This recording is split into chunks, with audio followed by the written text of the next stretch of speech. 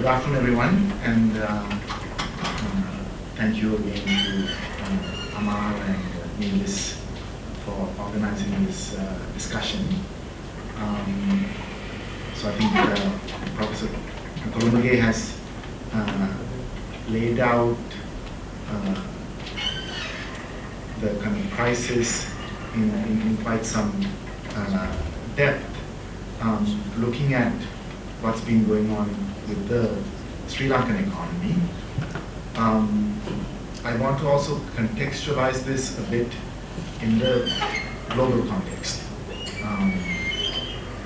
So while in Sri Lanka there is quite a bit of focus on possibly corruption, mismanagement of the economy, which is what has been highlighted quite a bit in the media.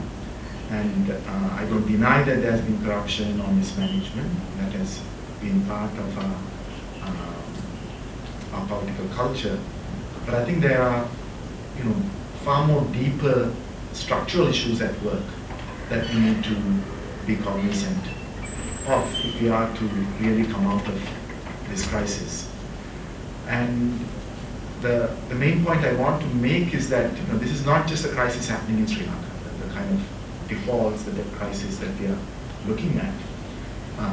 Possibly 50 countries in the developing world or the global south are going through similar crises. So for me, there is something structural at work in terms of why at this particular moment so many countries around the world are going through this crisis. And there is a history in terms of why at this particular moment, again, we are having these series of crises around the world. And we've seen that over time, that this has happened. For example, the crises in the 1970s led to similar debt crises in many parts of the developing world, which led to what a lot of scholars would say a lost decade in terms of growth due to a similar kind of debt crisis. If I'm to trace how the current crisis came about and some of its aspects, and I'm going to focus much more on debt and the financial roots of this. Following the 2008 global financial crisis, there was interest rates were very low in the Western world. There was a flush of global financial capital which sought the emerging markets. Right? So we saw the inflow of global finance capital into not just Sri Lanka, but so many countries around the world. Sri Lanka, of course, was then seen as the darling of global financial capital. And if you remember, between 2010 and 2011, in the course of 18 months, our CSE quadrupled. And then the data shows it, and we were said to be on the right path because the economy was growing at 8-9% for the first few years after the war. We're not only seen as an emerging market, but also a post-war economy, and in my writing soon after that, I call this the second wave of neoliberalism, where this kind of a financialized boom was taking place, and it would inevitably lead to crisis. The other aspect of that shift was the composition of debt, where for a long time our debt was to multilateral organizations and bilateral creditors, but starting in 2007, we started floating international sovereign bonds, and over the next 10 years, the share of such commercial borrowing became 53% of our external debt, and of our total external debt, 40% of it was international sovereign bonds. And these sovereign bonds of commercial borrowing were at extremely high interest rates. So one part of the unsustainability of our debt started from there. Right? If you look at our international sovereign bonds, the average interest rate, and these are dollar-denominated bonds, around 7.5%. And most ISBs are 10-year term, some of them 5-year term. In 10 years, the interest payment is almost equivalent to the principal. That's how, so, you know, we hear of women going through microfinance indebtedness, and in fact, our country was also borrowing on that scale. But again, I don't see this as just an exception. This was all happening while we went through two IMF agreements. In 2009, July, we went through an IMF standby arrangement for $2.6 billion US. And then that gave the green light to go ahead and borrow internationally in terms of commercial borrowing. In 2016, when our current president was prime minister and leading the economic policies, we went through, in June 2016, we went through another IMF agreement, an extended fund facility for $1.5 billion US.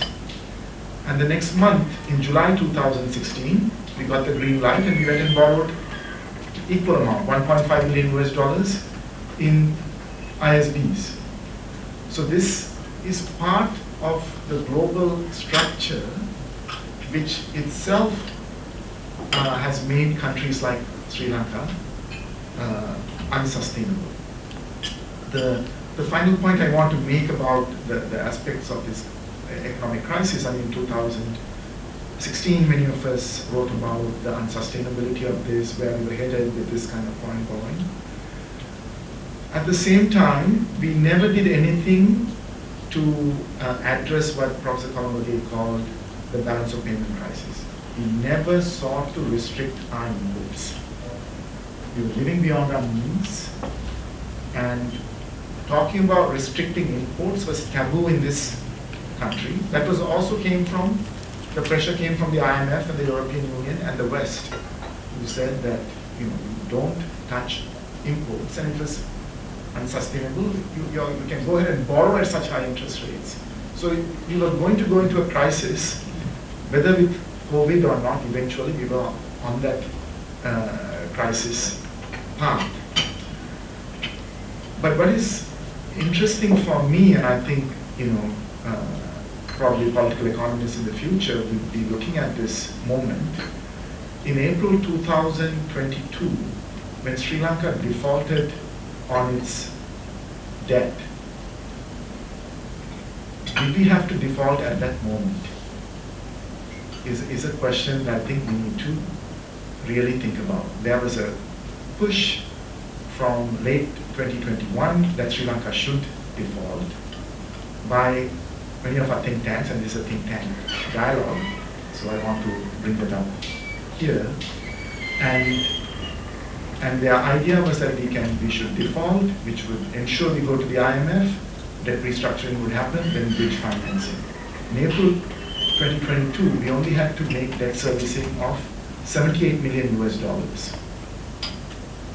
Even that month, our foreign earnings were somewhere between around $1.4 billion US. Our next major debt payment was in July, 3.5 months later. We had to repay a $1 billion US sovereign bond. So why were we in such a hurry to default? And our policymakers, and this is, you know, their approach to the debt problem and the naivety with which they've handled it, assuming that right away we would get bridge financing, we'd be able to restructure debt, and IMF financing would come through. All three have been proven wrong. They thought in 3 months all this would happen. And the huge suffering that people are going through with this economic crisis, in terms of the food crisis, the energy crisis, all of this is also linked to the way in which not only the past sins, of our governments and policymakers, but I would say the continuing policies that are being taken forward at this moment.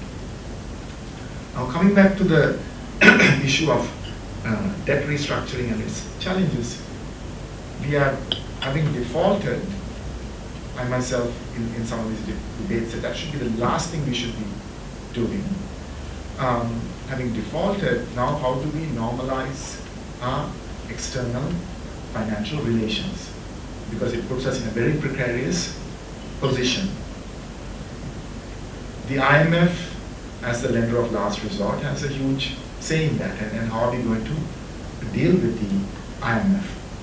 They have two major conditions. One, to get their financing, and their financing is very minimal. It's $2.9 billion US dollars over 48 months, which amounts to about $60 million US dollars a month, whereas our foreign earnings each month is about 1,500 million US dollars. So we should keep that in context.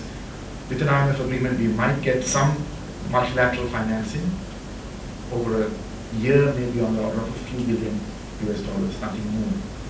And if we think that we can go back to the capital markets anytime soon, we are really dreaming, because the spreads are going to be so high that's not even in the realm of possibility. But to get that IMF agreement, to be able to start normalizing, their conditions are that Sri Lanka should have a primary surplus by 2025. And Professor Kalambegi has mentioned how unrealistic our targets now are, even for this year, of 8% fiscal deficit. That's even unrealistic. So how do we get to a primary surplus in 2025? And two, debt restructuring. With debt that is so diversified in terms of market borrowings, bilaterals and multilaterals, and bilaterals with all kinds of geopolitical interests. As I mentioned, Sri Lanka is not the only country. There are so many countries that have defaulted. This is going to be a precedent. And we are caught in a geopolitical mess of different actors trying to get even with each other and making sure that their interests are safeguarded. Right? So the West wants to portray China as having brought Sri Lanka into a Chinese debt trap, and that's their main concern. They don't care if Sri Lanka continues at boiling point, while bulk of our debt is, as I mentioned, commercial borrowing, international sovereign bonds coming from the West. The bondholders are going to hold off, because the longer they hold out, they think we will become more desperate to get to give the least amount of debt relief or no haircut. And China, of course, claims, well, why not also restructure multilateral debt? Because Western countries have shifted their lending to developing world through multilateral organizations. If you look at, the Paris Club can say all it wants, but the Paris Club all put together, and India included, doesn't amount to the amount of debt we owe China. So it's very easy for them to make a statement, but when you look at where's the money, it's a different equation, and that is what we are caught with. So geopolitics is extremely important. There is something called the Paris Club. An extended Paris Club is a G20 common framework where China is also a member. There's a meeting to happen in 2 days in Bangalore. I'm not as optimistic. Many meetings have been happening that would lead to a resolution. The G20 common framework in principle is for lower income countries. Sri Lanka is no longer a lower income country, but even if they make an exception, if we look at what's happened to so many other countries, Zambia has been now dragging for close to 2.5 years the process of debt restructuring. They've agreed to Chad without any debt relief. Ghana has just defaulted. So in this context, how do we think about future in terms of debt restructuring and development financing? Just a few remarks on the way forward, and I'd be happy to come in during the discussion time. One, I think one thing that we realize is we are in the midst of a changing global order. Like there was in the 1930s, like there was in the 1970s, the global order is changing the IMF is using the same old recipes that they've been saying over the last 40 years. So we have to be cognizant of that.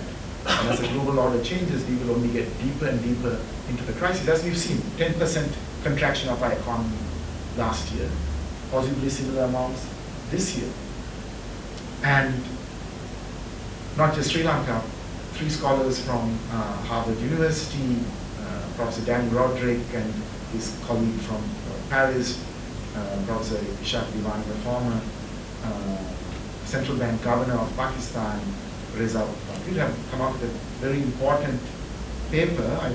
We can forward it. I would encourage all of you to read it on this issue of the whole, what the debt overhang will do, not just in Sri Lanka, they mentioned Sri Lanka as well, in many of these countries in terms of another lost decade and the danger of this. There's only, we need to bargain for debt relief, which we lost our bargaining power by defaulting, but we still need to stick to that, because if we don't, in 2-3 years, even if you get this IMF agreement, even if you go through debt restructuring, 2-3 years you're going to default again, we'll be at the doorstep of the IMF again. That's my prediction of where we will be if we just go along with the flow now. We have to get debt relief so that our debt servicing comes down, and addressing the fiscal deficit that Professor Prabhu mentioned, we have to take some drastic steps. The only way I see we can do it is through a wealth tax, because incomes are a flow. When the economy is contracting by 10%, what you can squeeze out of people in terms of income taxes or the that is going to decrease. So you have to go after the stock of wealth in this country, which came with this financialization process, but we don't have the political will to do that. The wealthier classes in this country are not willing to pay after having reaped the benefits of not just corruption, but a corrupt system itself, which leads to such inequality. We need to think about rethink the development model that we have, that we are going to face with as this global order changes, and what kind of development financing? What are we going to do with development financing going forward? Is it the same old projects, or do we have a different vision focused on the food system? Our priorities have to shift. So there's a lot of thinking that's necessary.